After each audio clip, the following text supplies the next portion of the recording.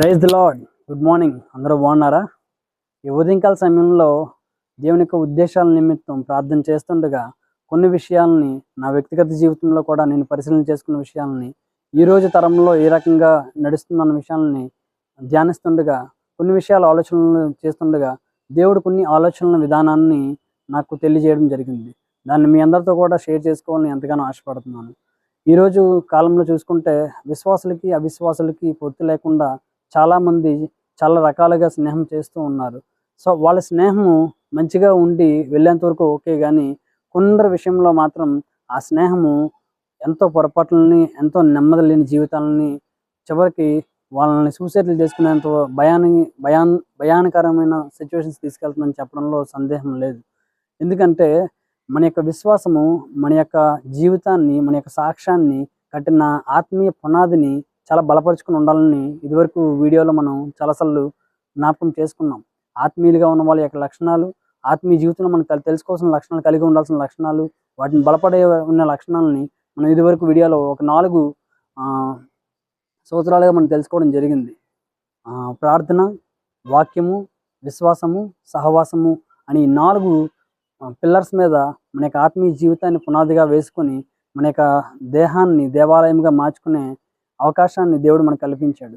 అయితే ఈరోజు ఆ యొక్క 4 విషయాల్లో ఎవరైతే కొన్ని విషయాల్లో నెగ్లెక్ట్ చేస్తూ ఉన్నారో, ఎవరైతే కొద్దిపాటి సెంటిమెంట్స్కి లేదంటే కొద్దిపాటి అవకాశాలకి దారి తీస్తున్నారో, వాళ్ళ యొక్క సొంత అవకాశాలకి, సొంత దురాశలకి అవకాశం తీస్తున్నారో, అలాంటి వాళ్ళ జీవితంలో నెమ్మది లేకుండా బతుకుతున్నారు. అట్లాగే దేవుని కూడా మన యొక్క వాక్యం విషయంలోని మన యొక్క జీవితాన్ని ఏ రకంగా అలవరుచుకోవాలి, వాక్యాన్ని రక్షణ పొందిన ప్రతి ఒక్కరు కూడా ఏ రకంగా వాళ్ళ యొక్క జీవితాలు అలవరుచుకోవాలనే విషయంలో దేవుడు ఎటువంటి సందేహం లేకుండా మనకి తోడుగా ఉండి నేర్పించడం జరిగింది. ఆ వాక్యంలో ఒక వాక్యాన్ని నన్ను ఎంతగానో కదిలించింది. ఆ వాక్యంలో ఇంకొక 2 వాక్యాన్ని నేను దానితో పాటు ఆల్టర్నేటివ్గా చూసినప్పుడు దేవుడు యొక్క చిన్న సందేశాన్ని మీ అందరితో పంచుకోమని నాకు ఎంతగానో ప్రేరేపించారు. ఆ యొక్క ప్రేరేపణ బట్టి ఈరోజు ఆ 3 వాక్యాన్ని మనం ఒకసారి నెమరు వేసుకొని దేవుని యొక్క ఉద్దేశంలో ఆ యొక్క వాక్యము మన జీవితంలో ఏ రకంగా ఫలింపజేస్తుంది అన్న విషయాన్ని ఒకసారి చూసుకుందాం. మొదటగా సామెతలు 17:17 నిజమైన స్నేహితుడు విడువక ప్రేమించును, దుర్దశలో అట్టివాడు సహోదరుడిగా నుండును. అవును కదండి. నిజంగా మన యొక్క బాధలో కానీ, మన యొక్క ఆనందంలో కానీ, మన యొక్క సంతోషంలో కానీ, మన యొక్క సందేహంలో కానీ, మన లైఫ్లో ఎలాంటి సిచ్యువేషన్ వచ్చినా సరే మనకి ఆత్మీయ సహోదరులు ఎంతగానో మనల్ని మంచిగా గైడ్ చేసి లీడ్ చేస్తారు. ఎందుకంటే వాళ్ళు పొందుకున్న ప్రాబ్లమ్స్ని మనం పొందుకోకూడదని, వాళ్ళు ఆ ప్రాబ్లమ్స్ నుంచి ఏ రకంగా అయితే సేవ్ అయ్యారో అలాగే మన యొక్క ప్రాబ్లమ్స్ నుంచి కూడా సేవ్ అవ్వడానికి ఒక కీ పాయింట్స్ని, గైడ్ లైన్స్ని మనకి ఇచ్చి మనల్ని కూడా సక్సెస్ఫుల్గా నడవడానికి, దేవుని యొక్క విషయంలో తప్పిపోకుండా ఉండడానికి, దేవుని యొక్క మార్గంలో కాలు జారకుండా ఉండడానికి మనకి ఎన్నో సజెషన్స్ ఇస్తారు. అలాంటి సజెషన్స్ తీసుకోవడం చాలా చాలా ముఖ్యం. ఎందుకంటే రోజులు గడిచే కొద్దీ, అవసరాల కొద్దీ వచ్చే మనుషుల్ని మన జీవితంలో ఎన్నో రకాలుగా చూస్తున్నాం. మరి యొక్క విషయాలను మనం కనిపెట్టాలంటే మనం అనుదినము వాక్యాన్ని పరిశీలించుకుంటూ మన జీవితంలో మనం చేస్తున్న ప్రతి ఒక్క స్నేహము, ప్రతి ఒక్క పనిని కూడా వాక్య ఉద్దేశంగా ఉన్నదా లేదా, మన జీవితం దేవుని చిత్తానుసారంగా వెళ్తుందా లేదనేది చెక్ చేసుకోవడంలో తప్పే లేదు.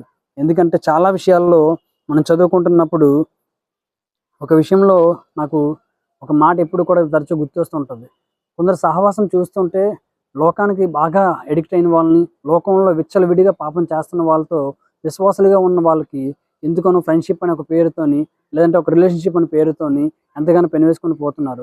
అక్కడ వెళుతుంది వాడి యొక్క సొంత ఆశలు, లోకాశల వల్లే కాదు, కానీ మీ యొక్క ఆత్మీయ జీవితాన్ని, మీ యొక్క జీవితాన్ని కూడా వాడితో పాటు నరకం వైపు అడుగులు వేసేలాగా ఒక భయంకరమైన లోక ఇచ్చలతో ఉన్న వాళ్ళని, భయంకరమైన లోక ఆనందాలతో ఉండాలనుకున్న వాళ్ళని, దేవునికి వ్యతిరేకమైన పనులు చేసే వాళ్ళని కూడా వాళ్ళు దేవుళ్ళలో ఉన్న వాళ్ళని పట్టుబడి ఏదో ఒక సెంటిమెంట్నో లేదంటే ఏదో ఒక సినిమా డైలాగ్స్ను వాడి వాళ్ళని కూడా భక్తి జీవితంలో నుంచి చాలా హీనమైన స్థితికి తీసుకొస్తుంది అనమాట. అలాంటి వాళ్ళందరికీ కూడా దేవుడు హెచ్చరిస్తున్న ఒకే ఒక వాక్యము 2 కొరింథీయులు 6:14 చూసినట్లయితే, మీరు అవిశ్వాసులతో జోడుగా ఉండకుడి, నీతిని దుర్నీతితో ఏమి సాంగత్యము, వెలుగునకు చీకటితో ఏమి పొత్తు. దేవుడే ఇక్కడ మనం సూటిగా అడుగుతున్నాడు, మనం ఎలాంటి వాళ్ళతో సహవాసం చేయాలి, ఎలాంటి వాళ్ళతో మనం నడుచుకోవాలి, అసలు ఆత్మలో నడిపింపు లేని వాడితో నువ్వు ఆత్మీయ జీవితాన్ని ఏ రకంగా కొనసాగిస్తున్నావు అనే విషయాన్ని మనం ఒకసారి పెనవేసుకోవాలి. ఎందుకంటే ఆత్మీయ జీవితంలో ఆత్మీయ పునాది మంచిగా ఉన్న వాళ్ళు ఎవరైనా సరే వాళ్ళ యొక్క జీవితంలో వాళ్ళ అవిశ్వాసాలతో మనం స్నేహం చేసినప్పటికీ కూడా వాళ్ళు ఎదురు తిరిగి నిల్చోగలరు, నడుచుకోగలరు. వాళ్ళ కోసం ఎంతగానో ప్రార్థించి వాళ్ళ విషయంలో ఎన్నో విషయాల్లో చేదోడు వాదోడుగా ఉంటూ వాళ్ళకి సత్య సువార్తను ప్రకటిస్తూ వాళ్ళ జీవితాల్లో కూడా యేసుక్రీస్తుని ప్రకటింపచేసి వాళ్ళకి కూడా పరిపూర్ణమైన మారుమనసు పొందేటట్టుగా మీ స్నేహం ఉంటే చాలా మంచిదే. కానీ వాళ్ళకి ఎటువంటి సువార్త ప్రకటించకుండా వాళ్ళ విషయంలో మీరు ఏ విషయంలో కూడా మీరు ప్రార్థన చేయకుండా, ప్రార్థన వాక్యం వాళ్ళతో షేర్ చేసుకోకుండా, వాళ్ళ యొక్క జీవితం బట్టి మీరు కూడా ఆనందిస్తూ మీరు కూడా వాళ్ళతో పాటు తిరుగుతూ ఉంటే మాత్రం ఎన్నటికైనా సరే అలాంటి యొక్క స్నేహము మీకు ఆత్మీయ జీవితాన్నే కాదు మిమ్మల్ని కూడా నాశనానికి తీసుకెళ్ళాలని చెప్పడంలో ఎటువంటి సందేహమే లేదు. ఎందుకంటే దినదినములు గడుస్తున్న కొద్దీ ఎంత దినాల్లో మనం ఉన్నాం, అంత దినాల్లో కూడా మన వాళ్ళ కోసం మనం ప్రార్థించకుండా, మన వాళ్ళ కోసం మనం ప్రార్థనాపూర్వకంగా నడుచుకోకుండా, వాక్యాన్ని ప్రకటించకుండా మనం ఇంకా ఎన్నాలని ఇంకా ఈ నేమ్లీ క్రిస్టియన్గా లేదంటే ఏదో ఒక ఉద్దేశంతో ఒక ఫ్లోయింగ్లో కట్టుకుంటూ వెళ్ళిపోతాం. ఎందుకంటే నేను ఒక మాట విన్నాను ఒక సహోదరుడి దగ్గర, అన్న నా తల్లిదండ్రులు కానీ నా స్నేహితులు కానీ రక్షణ తీసుకోకుండా చనిపోయిన తర్వాత వాళ్ళ శవం దగ్గరికి వెళ్ళి బోరుని ఏడవడం కన్నా వాళ్ళు బతుకున్నంగానే వాళ్ళ కోసం కన్నీటి ప్రార్థన చేస్తే దేవుడు మహా అద్భుత కార్యములు చేసి వాళ్ళని కూడా నాతో పాటు పరలోకం చేరుస్తారు కదా అని ఒకరోజు నా యొక్క ఆత్మీయ సహోదరు నాతో పంచుకోవడం జరిగింది. ఆ మాట వినగానే నాకు ఎంతో ఆనందం వేసింది. నిజమే కదా, ఎందుకంటే మన వాళ్ళు చనిపోయిన తర్వాత వాళ్ళ కోసం మనం ఎంతో ఏడుస్తాం, ఎన్నో నెలలుగా ఏడుస్తాం, ఎన్నో సంవత్సరాలు జ్ఞాపకం చేసుకుంటాం.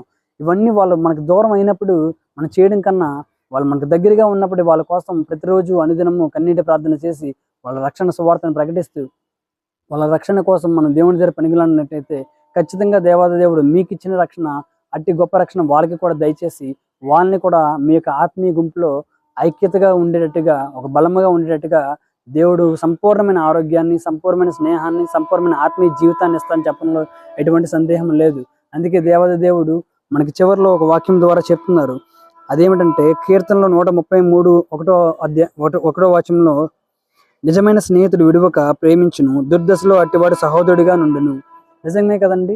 నిజంగా ఈరోజు మనం ముక్కు మొహం తెలియని వాళ్ళతో మన యొక్క కష్టాలని షేర్ చేసుకుంటూ మనం ఉంటాం. కానీ వాడు తిరిగి వెళ్ళి ఎంతమందికి ఈ రకంగా చెప్తాడన్నది మనకు తెలియదు. ఎందుకంటే వాడికి దేవుడి మీద కానీ దేవునికి శక్తి మీద కానీ ఎటువంటి అవగాహన లేదు.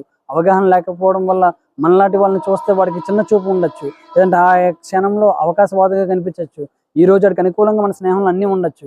కానీ రేపనే రోజు వాడికి నచ్చని థింగ్ ఏదైనా సరే మన దగ్గర ఉన్నా, మనకి నచ్చని విషయంలో వాడిని ఆపినా సరే వాడికి కోపం వచ్చి ఆ ఆగ్రహాన్ని మనకి పర్సనల్ మ్యాటర్స్ని బయటపెట్టే అవకాశం ఉన్నది. సో ఖచ్చితంగా మన జీవితంలో మన ఆత్మీయ జీవితాన్ని ఆత్మీయులతో కట్టుకోవడానికి మీకు పర్సనల్ విషయాల్ని, మీ ప్రేయర్ రిక్వెస్ట్లని, whatever you are facing very very personal things in your life, you should be share with your spiritual guidance with your brothers or sisters. మీకు ఆత్మీయ సహోదరులతో, మీ ఆత్మీయ కుటుంబంతో మీరు షేర్ చేసుకోవాలి తప్పిస్తే కానీ ఏ ఒక్కరు కూడా బయట వాళ్ళతో షేర్ చేయొద్దు. ఎందుకంటే బయట వాళ్ళు ఎప్పుడు ఎలా ఉంటారో మనకు తెలియదు, వాళ్ళు ఏ అవకాశంతో ఉంటారో తెలియదు, ఏ ఉద్దేశంతో ఉంటారో తెలియదు. అట్లాగే మీ యొక్క ఆత్మీయుల కోసమే కాకుండా మీ యొక్క స్నేహితులు, మీరు ఎవరైతే విడువలేక ఉండి ఈ లోక స్నేహంలో ఇంకా రక్షణ పొందని మీ స్నేహితులు ఎవరైతే ఉన్నారో వాళ్ళ కోసం ఖచ్చితంగా మీరు ప్రార్థన చేయాల్సిన బాధ్యత మీ మీద ఉంది.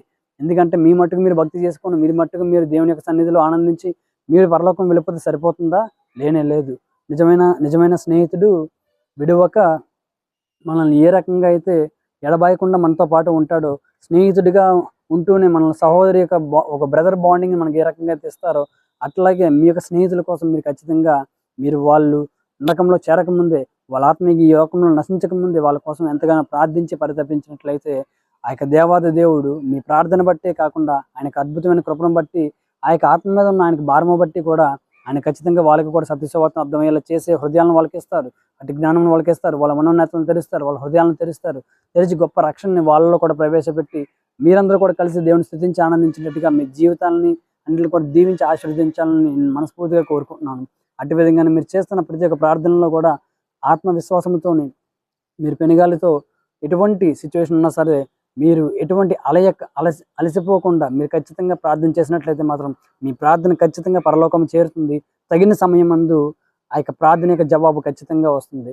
ఏ ఒక విషయంలో కూడా దేవుని యొక్క లక్ష్యాన్ని, దేవుని యొక్క చిత్తాన్ని కనిపెట్టకుండా ప్రార్థనలు అయితే మాత్రం చేయకండి. మీరు అడిగే ప్రార్థన నిజంగా కరెక్టా కాదా, ఇది ఒక రీజనబుల్లా కాదా అనే విషయాన్ని మీరు కనిపెట్టి మీరు ప్రార్థన చేయగలిగితే మీ యొక్క ప్రతి ప్రార్థన కూడా 100% కూడా సక్సెస్ అయ్యి దేవుని యందు ఎంతగానో ఘనత పొంది మీకు ఆత్మీయ జీవితాన్ని మరింతగా బలపడి మీ ఆత్మీయ జీవితం ద్వారా మరెన్నో ఆత్మలను వెలిగించేటట్టుగా సహాయం దయచేస్తాడు దేవుడు.